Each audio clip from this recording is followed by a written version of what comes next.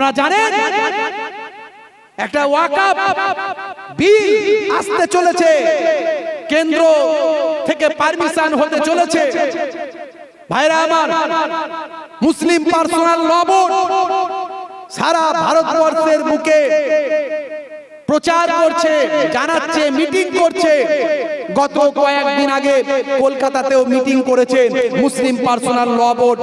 তাদের সদস্যরা সারা ভারতবর্ষ থেকে এসে তারা বলছে এই যে ওয়াকফ সম্পত্তি, এই সম্পত্তি কাদের? ওয়াকফের সম্পত্তি হলো আমাদের বাপ চোদ্দ পুরুষ, আমাদের দাদু পরদাদু তাদের রেখে যাওয়া সম্পদ।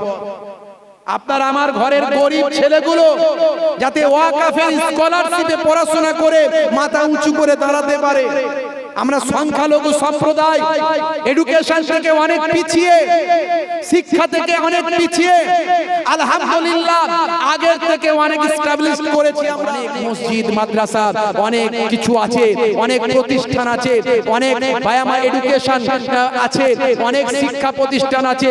সেগুলো সব কি অবস্থা হবে এই চিন্তায় মানুষ অস্থির। আর তুমি এখানে দেওবন্দি, তবলিগ, ফুরফুরা, বেরলভি, আহলে হাদিস, লামাযহাবি, মাথায় কোন টুপি পরবো, জুব্বা কেমন পরবো, মাথায় খালি মাথায় নামাজ পড়বো না মাথায় টুপি দিয়ে নামাজ পড়বো, এই ঈদুল মিলাদুন নবী চলবে না চলবে না, ঈদের দিনে খুশি করব না করব না, তারাবি 8 রাকাত করব না 20 রাকাত করব, এ বলছে অত দরকারই নাই, নামাজও পড়বো না, তারাবিও পড়বো না, জুব্বাও গায়ে দেব না, টুপিও গায়ে দেব না। তোরা মারামারি মিটলে, ঝগড়া মিটলে বলিস, তখন যেটা বলবি সেটা করব।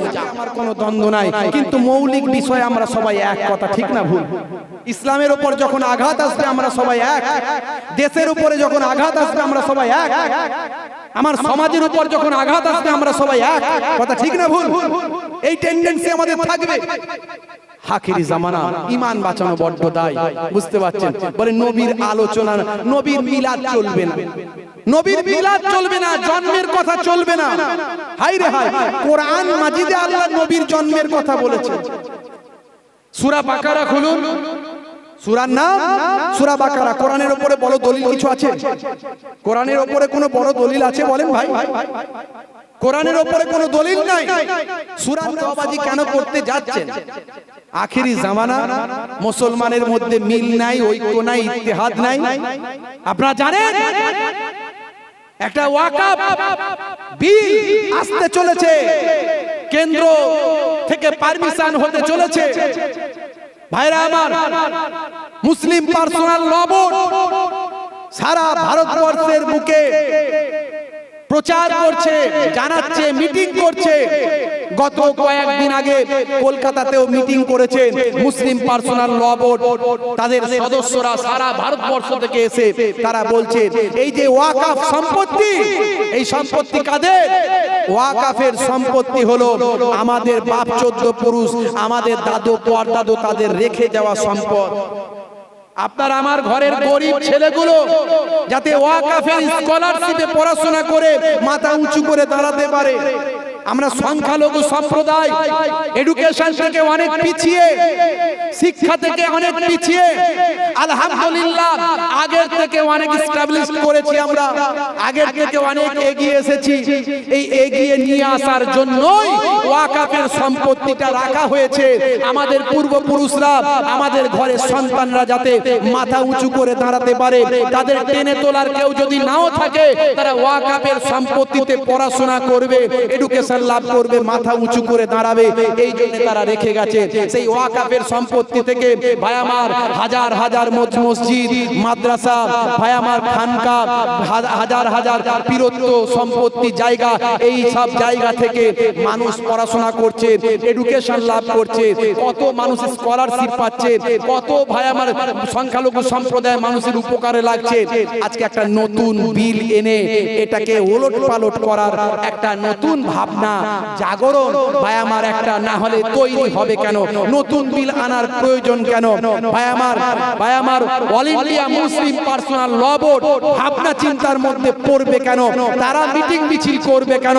নিশ্চয় ডাল মে কুছ কালা হ্যায়, এই জন্যই তারা মিটিং শুরু করেছে।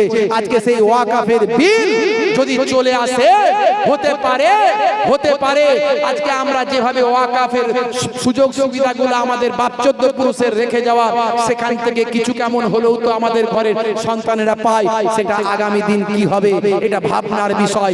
অনেক মসজিদ মাদ্রাসা অনেক কিছু আছে, অনেক প্রতিষ্ঠান আছে, অনেক বায়ামা এডুকেশন আছে, অনেক শিক্ষা প্রতিষ্ঠান আছে, সেগুলো সব কি অবস্থা হবে এই চিন্তায় মানুষ অস্থির। আর তুমি এখানে দেওবন্দি, তবলিগ, ফুরফুরা, বেরলভি, আহলে হাদিস, লামাযহাবি, মাথায় কোন টুপি পরবো, জুব্বা কেমন পরবো, মাথায় খালি মাথায় নামাজ পড়বো না মাথায় টুপি দিয়ে নামাজ পড়বো, এই ঈদুল মিলাদুন নবী চলবে না চলবে না, ঈদের দিনে খুশি করব না করব না, তারাবি 8 রাকাত করব না 20 রাকাত করব, এ বলছে অত দরকারই নাই, নামাজও পড়ব না, তারাবিও পড়ব না, জুব্বাও গায়ে দেব না, টুপিও গায়ে দেব না। তোরা মারামারি মিটলে, ঝগড়া মিটলে বলিস, তখন যেটা বলবি সেটা করব। যা কথা ঠিক না ভুল? এত দ্বন্দ্ব করলে সমাজের শিক্ষিত ছেলেগুলো বলবে তোদের দ্বন্দ্ব মিটলে তারপরে বলিস। এতে ইসলামের উপকার হবে না ক্ষতি হবে? আখেরি জামানা, তুমি তোমারটা নিয়ে থাকো, তোমারটা বোঝাও, অন্যেরটাকে খারাপ বলো না। আমি আমারটা নিয়ে বলি, আমারটা বোঝাই, আমার ঘরটাকে ঠিক রাখি, তোমার সঙ্গে আমার কোনো দ্বন্দ্ব নাই, কিন্তু মৌলিক বিষয়ে আমরা সবাই এক। কথা ঠিক না ভুল? ইসলামের উপর যখন আঘাত আসবে আমরা সবাই এক, দেশের উপরে যখন আঘাত আসবে আমরা সবাই এক, আমার সমাজের উপর যখন আঘাত আসবে আমরা সবাই এক। কথা ঠিক না ভুল? এই টেন্ডেন্সি আমাদের থাকবে। আখেরি জামানা, ঈমান বাঁচানো বড্ড দায়, বুঝতে পারছেন? বলে নবীর আলোচনা, নবীর মিলাদ চলবে না, নবীর মিলাদ চলবে না, জন্মের কথা চলবে না। হাই রে হাই, কোরআন মাজিদে আল্লাহ নবীর জন্মের কথা বলেছে। সূরা বাকারা খুলুন, সূরার নাম সূরা বাকারা। কোরআনের উপরে বড় দলিল কিছু আছে? কোরআনের উপরে কোনো বড় দলিল আছে বলেন ভাই? কোরআনের উপরে কোনো দলিল নাই। সূরার নাম সূরা বাকারা, আয়াত নাম্বার 129, 129 নাম্বার আয়াত। আল্লাহ রাব্বুল আলামিন এখানে কি বলছেন? আমার নবী, আপনার নবী, ভাই আমার জাতির পিতা হযরত ইব্রাহিম আলাইহিস সালাম আল্লাহর কাছে বলছেন, হে তরুণ যুবকেরা, হে আমার বন্ধুরা, শুনে রেখে দিন বাবা, জেনে রেখে দেন হে মুসলমান, কোরআন মাজিদে আমার আপনার নবীর জন্মের কথা আছে না নাই? একটুখানি ভালো করে শুনে রেখে দেন মুসলমান, ব্যাখ্যা ভুল করবেন না, একটুখানি লক্ষ্য করুন। সূরার নাম হলো সূরা ভাই আমার বাকারা, আয়াত নাম্বার হলো 129। এই 129 নাম্বার আয়াতে ইব্রাহিম নবী আজ থেকে কিছু কম বেশি প্রায় 5000 বছর আগে আল্লাহর দরবারে দোয়া চাইলেন, আয় আমার আল্লাহ, আয় আমার মাবুদ, আমি ইব্রাহিম নবী আপনার কাছে দোয়া চাই, রব্বানা ওয়াবআস ফীহিম রাসূলাম মিনহুম ইয়াতলু আলাইহিম আয়াতিকা ওয়া ইউআল্লিমুহুমুল কিতাবা ওয়াল হিকমা ওয়া ইউযাক্কিহিম। এ দুনিয়ার মানুষ শুনে রেখে দেন, ইব্রাহিম নবী বলেন, আয় আমার আল্লাহ, আয় আমার মাবুদ, আমার স্রষ্টা, রব্বানা ওয়াবআস ফীহিম, আপনি তাদের মধ্যে থেকে পাঠান, রাসূলাম মিনহুম, একজন তাদের জন্য, তাদের মধ্যে থেকে একজন রাসূল পাঠান, আয় আমার আল্লাহ, আয় আমার মাবুদ, ইয়াতলু আলাইহিম আয়াতিকা, যে আপনার আয়াতটাকে তেলাওয়াত করবেন, যে আপনার আয়াতের বর্ণনা করবেন, আপনার আয়াতের আপনার নির্দেশ শোনার কথা মানুষের কাছে পৌঁছে দেবেন, ওয়া ইউযাক্কিহিম, ইয়াতলু আলাইহিম আয়াতিকা ওয়া ইউআল্লিমুহুমুল কিতাবা ওয়াল হিকমা, এবং আপনার কিতাবটা তেলাওয়াত করতে থাকবেন, আপনার কিতাবের তালিম দিতে থাকবেন, আপনার বাণীটাকে মানুষের কাছে পৌঁছাতে থাকবেন, ওয়াল হিকমা, এবং হিকমা জ্ঞান মানুষের কাছে বিতরণ করতে থাকবেন, জ্ঞান দিতে থাকবেন, ওয়ায়ুযাক্কিহিম, যাতে করে সাধারণ মানুষ আত্মশুদ্ধি করতে পারে, তাজকিয়া করতে পারে, পরিশুদ্ধতা লাভ করতে পারে।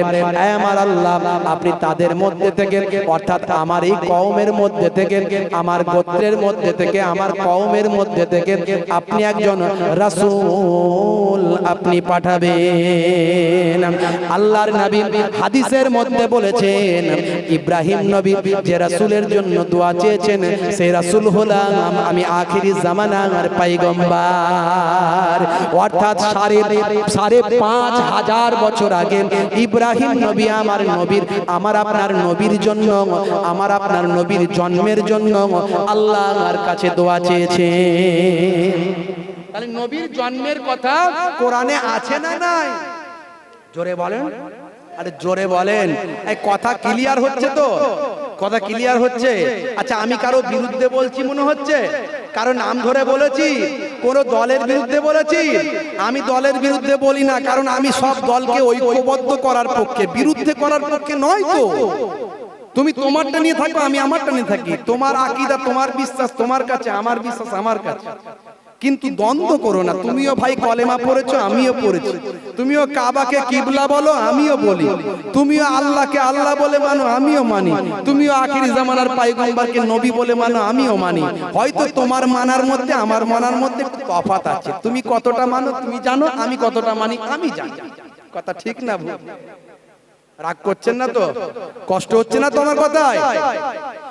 হে তরুণ যুবকেরা, যদি বলেন আর কোন উদাহরণ আছে নাকি কোরআন মাজিদে, আরো কোথাও নবীর জন্মের কথা আছে নাকি? আরো আছে, তাহলে আর একটা বলি। আরো খুঁজলে অনেক পাওয়া যাবে, বেশি আলোচনায় যাব না। হে তরুণ যুবকেরা, হে আমার বন্ধুরা, হে আমার মুরব্বিয়ানেরা, শুনে রেখে দিন বাবা, জেনে রেখে দিন বাবা। হে মুসলমান একটুখানি লক্ষ্য করুন, হে মুসলমান একটুখানি খেয়াল করুন। সূরার নাম হলো সূরা সাফ, আয়াত নাম্বার হলো 6। এই 6 নাম্বার আয়াতে হে তরুণ যুবকেরা, হে আমার মুরব্বিয়ানেরা, শুনে রেখে দিন বাবা, আমার আল্লাহ তাআলা কোরআন মাজিদে জানিয়ে দিলেন সূরা সাফের মধ্যে, সূরা সাফ 6 নাম্বার আয়াতে আমার আল্লাহ বলছেন, হে দুনিয়ার মানুষ শোনো, আজ থেকে 2000 বছর আগে হযরত ঈসা রূহুল্লাহ এসেছিলেন। হযরত ঈসা রূহুল্লাহ আজ থেকে 2000 বছর আগে এসেছিলেন। আমরা যাকে ঈসা বলি ওরা বলে যিশু, আমরা যাকে ঈসা বলি ওরা বলে যিশু, আমরা যাকে মুসা বলি ওরা বলে মোজেস, আমরা যাকে দাউদ বলি ওরা বলে ডেভিড, আমরা যাকে আদম বলি ওরা বলে অ্যাডাম, আমরা যাকে ইব্রাহিম বলি ওরা বলে আব্রাহাম, আমরা যাকে দাউদ বলি, আমরা যাকে সুলাইমান বলি ওরা বলে সুলেমান। হে তরুণ যুবকেরা, আসল আল্লাহর দ্বীনটা কিন্তু ওদের মধ্যে থেকেও এসেছিল, কিন্তু ওরা বিকৃত করেছে। ভাইরা আমার, আমার আল্লাহর লেটেস্ট ভার্সন আল্লাহ কোরআন মাজিদ দিয়েছেন, এবং শেষ পয়গম্বর দিয়ে সমস্ত আগের সমস্ত কিছু যা হুকুম ছিল বাতিল করেছেন। আমার আল্লাহ জানিয়ে দিয়েছেন তোমাদেরকে সকলে আখিরি জামানার পয়গম্বরের কথা মেনে চলতে হবে, আর সেই আখিরি জামানার পয়গম্বরের কাছে আসা আল কোরআন মেনে চলতে হবে। কিন্তু ইহুদিরা, নাসারারা, তারা তাদের পূর্বের কিতাব ধরে রেখেছে। সেই পূর্বের কিতাবে যা ছিল সব আল্লাহ কোরআন মাজিদেও দিয়ে দিয়েছে, কিন্তু পূর্বের কিতাবে তারা বিকৃত করে ফেলেছে পয়সার জন্য, সম্মানের জন্য। তখনকার মৌলবীরা, তখনকার পণ্ডিতেরা বিকৃত করেছে, পাল্টে ফেলেছে, কিছু ঢুকিয়েছে, গোজামিল দিয়েছে, কিন্তু সেটা কোরআন মাজিদে সম্ভব হয়নি। তাই আমার আল্লাহ আগের সমস্ত কিতাবগুলোকে ক্যান্সেল করে আমার আল্লাহ জানালেন যা ছিল সব আমি আল্লাহ কোরআন মাজিদে দিয়ে দিলাম, আর কোরআন মাজিদকে কাল কিয়ামত পর্যন্ত অক্ষত রাখবো। তার কারণ হলো কোরআন মাজিদকে মুখস্থ করার অনুমতি দিলাম। যদি আগুন লেগে ধ্বংস হয়ে যায়, ধ্বংস হয়ে যায় পৃথিবীর সব বইয়ের দোকান, তবু বিশ্ব থেকে হারাবে না পবিত্র কোরআন। জোরে হবে না? জোরে হবে না? করবে কেমন করে কোরআন ধ্বংস আগুনের তেজ, করবে কেমন করে কোরআন ধ্বংস আগুনের তেজ, আছে বিশ্বে ভরা অগণিত কোরআনে হাফেজ। তারা ছাপি আসমানি গ্রন্থ, তারা ছাপি আসমানি গ্রন্থ, বাঁচাবে ইসলামের সম্মান, তবু বিশ্ব থেকে হারাবে না পবিত্র কোরআন। আল্লাহ কোরআন মাজিদে বলছেন, নাহানু নাযালনা যিকরা ওয়া ইন্না লাহু লাহাফিজুন। এই কোরআন মাজিদ আমি আল্লাহ অবতীর্ণ করেছি, আর এর হেফাজতের দায়িত্ব আমি আল্লাহ নিজেই গ্রহণ করেছি। তাই কোরআন মাজিদে অনেক সময় ভুল প্রিন্ট করার চেষ্টা হয়েছে, চক্রান্তকারীদের চক্রান্ত লেগে আছে। মনে রাখবেন যে চক্রান্ত কিন্তু নাই, চক্রান্ত আছে। অনেক আলেম বক্তাদেরকে তারা কিনে নিয়েছে, কিনে নিয়ে এই সমস্ত কথাগুলো বলাচ্ছে, নবীর মহাব্বত ছড়িয়ে দিতে চাইছে। আপনারা জানেন বাংলাদেশে একটা বক্তা বেরিয়েছে, বলছে নতুন করে কোরআন মাজিদ আসছে। শুনেছেন? নতুন করে কোরআন মাজিদ আসছে সে বলেছে, তার ঘোষণা দিয়েছে। একটা বক্তা বেরিয়েছে আমাদের ইন্ডিয়াতে আছে, সে বলছে, তার নিজের নাম দিয়ে বলছে, আমি পৃথিবীর মধ্যে সবচেয়ে বড় একটা তাফসীর লিখছি আমার নিজের নাম দিয়ে, যে তাফসীরের মধ্যে সব থাকবে, যেটার কোনো ভুলই নাই, যেটার কোনো গন্ডগোলই নাই, সবের মধ্যে ভুল পাওয়া গেল এর মধ্যে পাওয়া যাবে না। নিজের নাম দিয়ে নাকি বিশাল বড় তাফসীর লিখছে নাকি, বুঝতে পারছেন? এর আখিরি জামানায় অনেক রকমের কথাবার্তা শুনবেন, অনেক আলেমদেরকে বক্তাদেরকে তারা কিনে নিয়ে মানুষের মধ্যে বিভ্রান্ত তৈরি করার চেষ্টা করে। ভাইরা আমার, আমরা ফুরফুরা শরীফ মুজাদ্দিদুজ জামানকে ভালোবাসি। যদি তাকে মনে করি, ভাই আমার, তিনি একজন যুগ শ্রেষ্ঠ ফাকিহ, শুধু আলেম নয়, একজন যেমন আলেম তেমন একজন, ভাই আমার, একজন ফাকিহ, একজন তাসাউফপন্থী মানুষ, একজন জামানার যুগ সংস্কারক, একজন মুজাদ্দিদ। মুজাদ্দিদ মানে হলো যুগ সংস্কারক। তিনি একজন পৃথিবী বিখ্যাত একজন পণ্ডিত ছিলেন, ভাই আমার, যার কাছে গিয়ে মুরিদ হয়েছিলেন তৎকালীন যুগের শ্রেষ্ঠ আলেম, শ্রেষ্ঠ সন্তান, এ বাংলার খ্যাতনামা আলেম, বসিরহাটের গর্ব, 24 পরগনার গর্ব, বসিরহাট আল্লামা হুজুর পর্যন্ত তার হাতে হাত দিয়ে, ভাই আমার, তার বায়াত হয়ে মুরিদ শিষ্যত্ব গ্রহণ করেছিলেন। বুঝতে পারছেন? তাহলে আমাদের এত ভাবনা চিন্তার দরকার নাই, আমাদের এত ভাবনা চিন্তার দরকার নাই। যারা আজকে এই ডাল ওই ডাল সেই ডাল করছে, তাদের ভাবনা চিন্তার দরকার আছে। তাদের মাস্টার নাই, তাদের মাস্টার নাই, আমাদের মাস্টার আছে। হ্যাঁ, গরুটাকে বাঘ ধরতে গিয়ে গরুটা মেরেছে লাফ, একদম শুকানো একটা পুকুর ছিল, মানে পাঁক আছে, কাদা আছে, পানি শুকিয়ে গেছে, মেরেছে গরুটা প্রাণ বাঁচানোর জন্য কাদার মাঝখানে লাফ, গরুটাও এতটা গেড়ে গেছে। বাঘটা উল্টো দিক থেকে মারতে গিয়ে ঠিক তার কাছাকাছি ভেবেছিল ওকে এক গালে ধরবো আর বেরিয়ে যাবো, ঠিক কাছাকাছি একদম একটুখানি আগে অন্য দিক থেকে মেরেছে, ভাই আমার, এসে তার কাছাকাছি পড়েছে, কিন্তু যেতে পারছে না, সেও এতটা গেড়ে গেছে। বুঝতে পারছেন? বাঘও খেঁচাখেচি করছে, গরু শান্ত মেজাজে আছে, বাঘ খেঁচাখেচি করছে, গরুটা হাসছে, বলছে, শোন পাগল, তুই লাফালাফি করছিস, আমাকে খেতে পারবি না, কারণ যে জায়গায় পড়েছিস আর উঠতে পারবি না, আর আমিও উঠতে পারবো না, কিন্তু তুই এখানে পড়ে মরে শেষ হয়ে যাবি, আমি কিন্তু মরবো না। বলে কেন? বলে আমার একটা মাস্টার আছে, আমার একটা মনিব আছে, সন্ধ্যাবেলা ঠিক আমাকে খুঁজে বের করে নিয়ে যাবে, তোকে কেউ নিয়ে যাবে না। আমাদের একটা মাস্টার দাদা হুজুর আছে রে পাগল, এরা বোঝে না, ঠিক আমাদের ভুলটা ধরিয়ে দেবে, এই পথে চলো আল্লাহর জান্নাত পাবে, এই পথটায় হাঁটো আল্লাহর জান্নাত পাবে। আর তুমি তো কোনো মাস্টার তো ধরুনি, তোমার তো মাস্টার নাই, তোমাকে রাস্তা দেখানোর কেউ নাই, নিজের মন অনুযায়ী রাস্তায় চলছো, আজ এটা কালোটা, চলো অসুবিধা নাই, চলো কোনো অসুবিধা নাই। তা নবীর মিলাদ, নবীর জন্মের কথা, আমরা যে রাসূলের জন্মের আলোচনা করছি ভাইরা আমার, এই জন্মের কথা কোরআন মাজিদে আরো আছে, অনেক দেওয়া যাবে। আজ থেকে 2000 বছর আগে এসেছিলেন কে? হযরতে ঈসা রূহুল্লাহ। সূরার নাম সূরা সাদ, আয়াত নাম্বার হলো 6। এই 6 নাম্বার আয়াতে কি হয়েছে? মুসা কালিমুল্লাহর কথাটা আল্লাহ কোরআন মাজিদে তুলে ধরেছেন। জোরে বলেন সুবহানাল্লাহ। হে তরুণ যুবকেরা, হে আমার বন্ধুরা, শুনে রেখে দিন বাবা, জেনে রেখে দেন। হে মুসলমান, একটু লক্ষ্য করুন, একটুখানি খেয়াল করুন বাবা ভাইরা আমার, তরুণ যুবকেরা আমার। হযরতে মুসা কালিমুল্লাহ তার ভক্ত শিষ্য মুরিদিন মুহিব্বিন, তার জাতি তার কওমকে তিনি বলছেন, ও মুবাশশিরাম বিরাসূলিন, আমি একজন, হে তরুণ যুবকেরা, হযরতে মুসা কালিমুল্লাহ একজন রাসূলের সুসংবাদ তার কওমকে তিনি দিলেন। একজন রাসূলের সুসংবাদ দিলেন, একজন নবীর সুসংবাদ দিলেন।